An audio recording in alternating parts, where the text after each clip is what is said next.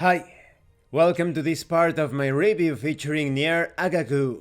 If you haven't seen the other parts of my review, featuring this tabletop role-playing game based on NieR Automata, please check out the playlist in the description below. This time we are going to talk about the metacurrency and combat. Metacurrency is the concept that certain outcomes on the dice can add to a resource pool. This resource pool can then be spent on enhancing your roll or perhaps hindering another's roll. There are two types of metacurrency, drive and risk. When it comes to drive, it is a shared resource pool among all the players, not including the game master. Any player can use this pool at any point, with one exception, so long as there is consensus at the table. Should two players be involved in an opposing roll against one another, no drive can be spent. Drive is acquired whenever a player rolls more successes than is required to pass a given task. For every 2 extra successes that exceed the difficulty, 1 point is added to the drive pool. The drive pool can hold up to 6 points and typically resets to 0 at the start of every session. Drive in excess of the 6 cap is lost after the resolution of a task, so make sure to use it. Let's talk about drive spends. Players may spend drive in the following ways. For 2 drive, a player may make a narrative declaration. This essentially means they may add or change something about the current scene, usually to their advantage. For 1 drive, a player may buy an additional 1d12 for one of their tasks. This must be bought prior to rolling their pool, which is why knowing the difficulty of the task is so important. I actually disagree because you can have exciting moments where you don't know the exact difficulty. Basing your actions on the description of the game master can give you a pretty good idea of how hard the task is going to be. It's important to note that additional dice past the first have a compounding cost. For 1 drive, a player may ask for additional information as well. Typically, this is used after receiving information on an enemy unit or situation where said information is not obvious. Then we have risk. This is a resource pool purely for the game master. By default, they start each session with 1 point of risk for every player at the table. Unlike the players, the game master cannot generate risk on their own. Instead, they are reliant on the players to produce risk for them. The primary generation method is tied to messy criticals and complications. There is no limit to the amount of risk a game master can hold. Risk does not carry over between sessions. Let's talk about risk spends. Game masters may spend risk in all the following ways. For 1 risk, the game master can increase the difficulty of a task by 1. For 1 risk, the game master can buy an additional d12 for a non-player character performing a task. And for 1 risk, the game master can increase the critical failure range for a task. Let's talk about combat. Combat is generally run as a series of opposing rolls until one side is slain, retreats, or otherwise ceases hostilities.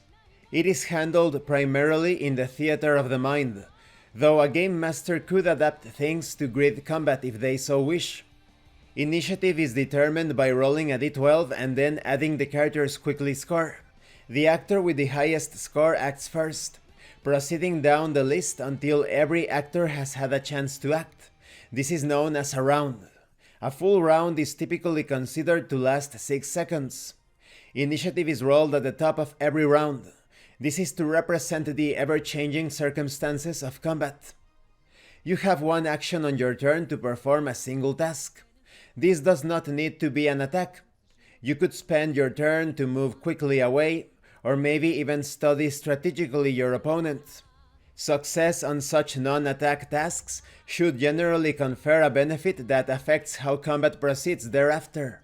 This could be as simple as a narrative advantage, or a more mechanical one, such as bonus d12s. Attacks are generally handled via opposing rolls. However, not all attacks would require an opposing roll. For example, a surprise attack, or when an enemy is caught off guard. In such an instance, you need only obtain 2 successes to deal 1 box of health damage to your target. Certain opposing actions are handled differently than normal in combat scenarios. When it comes to attack versus attack, this means that the winner of the opposed roll has inflicted 1 box of health on their opponent. When it comes to attack versus defend, it depends on which side wins the opposed roll. If the actor attacking wins, then they inflict 1 box of health on their opponent. If the actor defending wins, then they take no damage and they gain plus 1d12 on their turn if they perform an attack action against that same attacker. When it comes to attack versus stock, this depends on roleplay as to whether it works. I would rather say it works on what your character is saying and the description. As before, if the actor attacking wins the opposed roll, then they inflict 1 box of health on their opponent. However, if the actor talking wins, hostilities between the two actors cease as they talk things out, at least until the start of the talking actor's next turn. Now, what are the benefits of different weapons? You have a table showing you the advantages. For example, in the case of the light sword, you have the advantage of quickly, and a +1 in style related to that. In the case of large swords, you have an advantage when it comes to powerfully, but you also have disadvantages, giving you a -1 to your style that is related to that particular style. So light sword, the disadvantage is powerfully, and when it comes to large swords, the disadvantage is quickly. But it all depends on the description, the roleplay as well. That way you can use spears, combat bracers, and firearms in the most advantageous ways according to your style of fighting. Now let's talk about hacking. Swinging around a sword is all well and good, but there's something to be said of hacking your opponent. It allows an S model to keep up with a B model that's cutting through everything. Only an S model and certain enemy non-player characters can hack.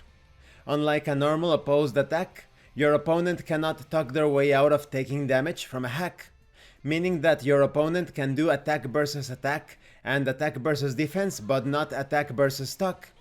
You can choose not to inflict damage if your hack attack is successful. Instead, you can create an advantage on your opponent. This means that all attacks, not just yours, that target your opponent, gain plus 2d12 until the end of the target's next turn. Narratively, this could be explained as motors locking up, optics failing, weak points being exposed, and so on. Now, how do you heal mid-combat? You may self-repair once per combat encounter by taking your full action to do so on your turn. This unchecks 1 box of health that is already checked. H-model androids may attempt to perform a tinker task on another android at difficulty 3 to restore 1 box of their health. You heal to full by visiting the bunker or spending at least 8 hours of narrative time resting. At the end of this section, you have a nice summary of the different modifiers involved in combat. Now, when it comes to how pods work, they can use their installed programs once per scene. Using this ability does not take up your action, but must be done on your turn. We are going to talk about pods in the next part. This concludes this part of the review. In the next part, of course, we are going to talk about pods, but we are also going to cover armory and flight units. As you can appreciate, combat is very fun in this tabletop role-playing game. It encourages you to play according to your own style and the weapon that you are using.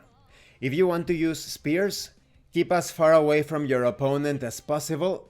If you're going to use firearms, take cover, attack from the distance that better suits the situation. When it comes to using light swords, of course you want to be quick, fast, hit and run. Concerning large swords, you better win that initiative, because your powerful, brutal attacks benefit greatly from that. And if not, make sure you play around with the environment. Cut down some structures where the enemy is standing. Try to use the debris, the wreckage that you cause to your advantage. Perhaps cut through the structures that the enemy is using for cover, and then keep on attacking, overwhelming the opposition. I also like the Metacurrency system that you can use to influence the results of different roles, both on the game master and the player's side. Thank you for watching this part of the review, and thank you for your likes and your comments. If you have any questions or comments, please let me know. And thank you so much to those of you that are going the extra mile to support the channel. If anyone else wishes to further support the channel, the information on how to do that will be in the description below. Once again, thank you, and see you later.